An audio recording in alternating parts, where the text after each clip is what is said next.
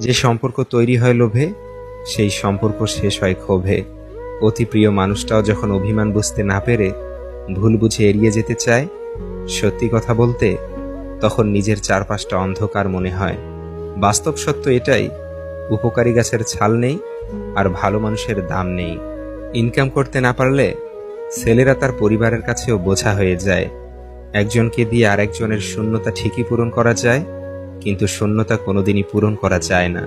স্বার্থপর মানুষেরা ভালোভাবেই জানে কিভাবে অন্যকে ব্যবহার করতে হবে, তাই তো দিন শেষে তারাই সুখে থাকে।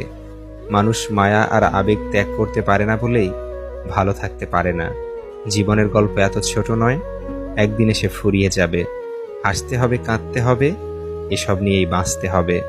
বাবা নামের গাছের ছায়া যার উপরে নেই, সেই বোঝে রোদের তাপ কতটা প্রখর হয়। কথায় আছে না, কেউ দেখে শিখে, আবার কেউ ঠেকে শিখে। আমি বারবার ঠকেও শিখি না।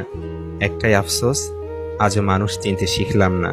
চেহারার প্রেমে পড়লে তুমি তাকে ভুলতে পারবে, কিন্তু কথার প্রেমে পড়লে তুমি তাকে কোনো দিনই ভুলতে পারবে না।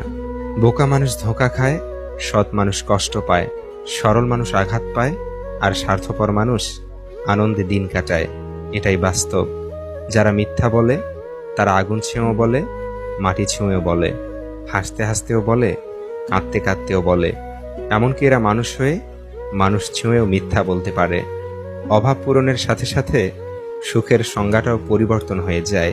কারো রাত কাটে পুরনো স্মৃতিতে, কারো কাটে নতুন মানুষের সাথে, আর কারো চোখের জলে। ভালোবাসা কোনোদিন ফুরায় না, যেটা ফুরায় সেটা হলো প্রয়োজন। কিছু ভুলের জন্য সারা জীবন পস্তালেও সে ভুল আর শোধরানো সম্ভব হয় না।